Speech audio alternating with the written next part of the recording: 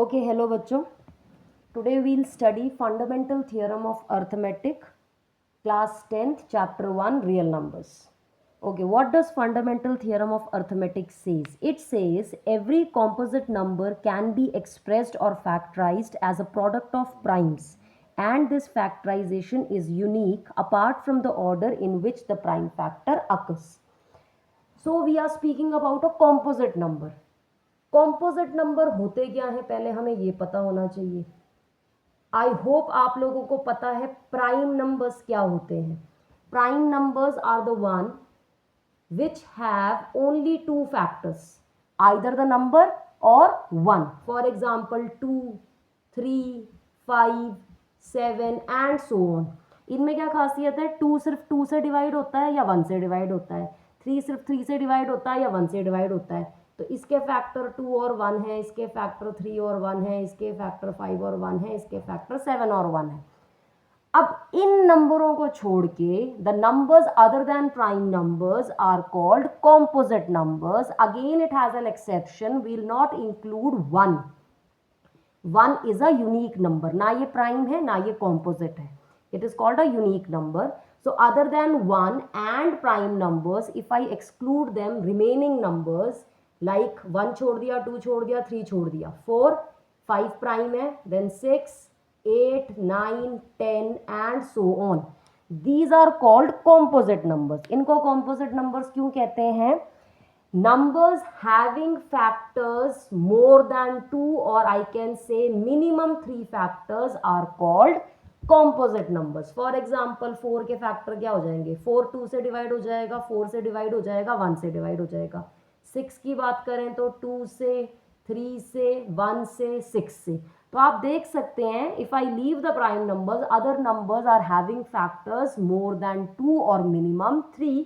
So these numbers are called composite numbers. अब fundamental theorem of arithmetic क्या कहती है कि जितने भी कॉम्पोजिट नंबर हैं उनको हम कैसे एक्सप्रेस कर सकते हैं? प्रोडक्ट ऑफ प्राइम्स की तरह. फॉर एग्जाम्पल अब जैसे मैंने 6 लिया तो 6 को मैं क्या लिख सकती हूँ? 2 इंटू 3. अब अगर मैं 6 की जगह 36 ले लूँ तो 36 क्या होता है? 6 इंटू 6, पर ये प्राइम नहीं है, इसको मैं प्राइम में तोड़ूंगी तो 2 इंटू 3, 2 इंटू 3, तो this will become 2 square into 3 square. 6 भी कॉम्पोजिट नंबर है, 36 भी कॉम्पोजिट नंबर है, इसकी प्राइम फैक्टराइजेशन है 2 इंटू 3, इसकी प्राइम फैक्टराइजेशन है 2 स्क्वायर इंटू 3 स्क्वायर.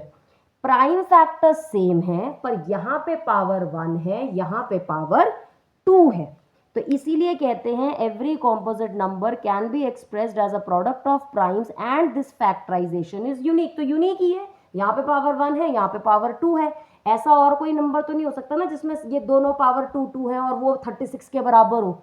36 के बराबर तो नहीं होगा. अब अगर जैसे मैं 18 ले लूँ तो 18 2 इंटू 9 होता है, 2 into 3 into 3, this can be written as 2 की पावर 1 3 स्क्वायर. तो सब प्राइम फैक्टर्स में एक्सप्रेस हो सकते हैं but every factorization is unique. इसको एक और तरीके से कहा गया है the prime factorization of a natural number is unique except for the order of its factors.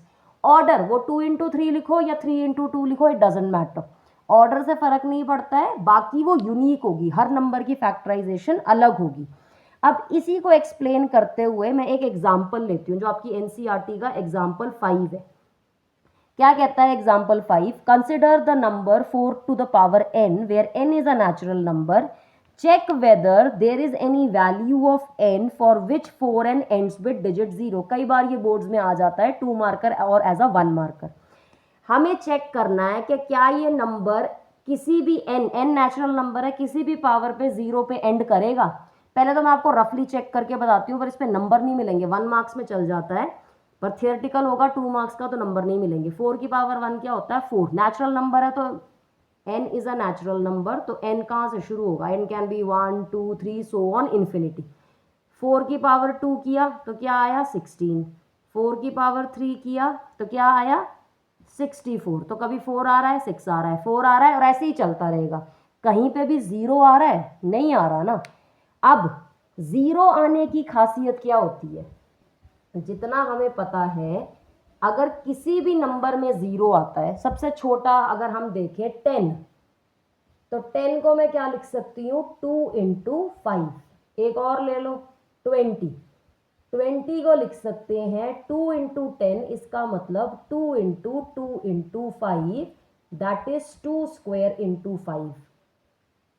30 ले लो 3 into 10 that is 2 into 3 into 5।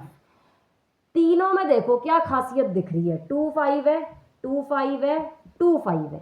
तो कोई भी नंबर जिसकी डिजिट 0 से एंड होती है उसके अंदर 2 और 5 दोनों होने चाहिए। एक्स्ट्रा नंबर होगा कोई प्रॉब्लम नहीं है, एक्स्ट्रा नंबर होगा चलेगा, पर हमें 2 और 5 ज़रूर चाहिए। अब हम एक काम करते हैं, ये जो 4 की पावर n है इसकी फैक्टराइजेशन देखते हैं। 4 can be written as 2 into 2 power n, this can be written as 2 to the power n into 2 to the power n।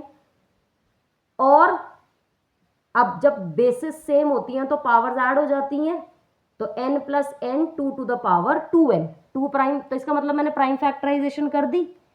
अब what does fundamental theorem of arithmetic से, ये भी कॉम्पोजिट नंबर ही है, that its prime factorization is this, और ये unique होगी। अब इसमें अंदर और कोई फैक्टर्स नहीं आ सकते, तो इसमें हमें क्या दिख रहा है कि इसमें प्राइम फैक्टर 5 मिसिंग है। तो हम क्या कहेंगे, by fundamental theorem of arithmetic the prime factorization of 4 to the power n is this and it does not contain prime factor 5, since prime factor 5 is missing for a number to end with digit 0, therefore there is no natural number for which 4 to the power n can end with digit 0। इसी का हम एक काम करते हैं, वो जो आपकी एक्सरसाइज है 1.2, इसका क्वेश्चन सेम क्वेश्चन है, 5th क्वेश्चन वो मैं ले रही हूँ। 6 की पावर n, इसको चेक करो whether it ends with digit 0 और नॉट। पहले मेरा वो सेम मेथड आपके क्लियर करने के लिए, 6 की पावर 1 6 होती है, 6 की पावर 2 लिया 36 आ गया, 6 की पावर 3 लिया 2 1 6 आ गया, 6 6 6 6 से ही एंड कर रहा है। इतना तो मुझे पता है ये 0 से एंड नहीं करेगा, बट थियोरेटिकली जैसे हमें पेपर में लिखना है उस हिसाब से अगर मैं करूं तो हम कैसे करेंगे, 6 की प्राइम फैक्टराइजेशन देखेंगे, 6 की पावर n, 6 की प्राइम फैक्टराइजेशन होती है 2 into 3 to the power n, that is 2 to the power n into 3 to the power n। तो कौन से प्राइम फैक्टर मिले, 2 और 3, so prime factor 5 is missing, we'll write since prime factor 5 is not there and by fundamental theorem of arithmetic this prime factorization is unique, hence 6 to the power n will not end with digit 0, hence 6 to the power n will not end with digit 0।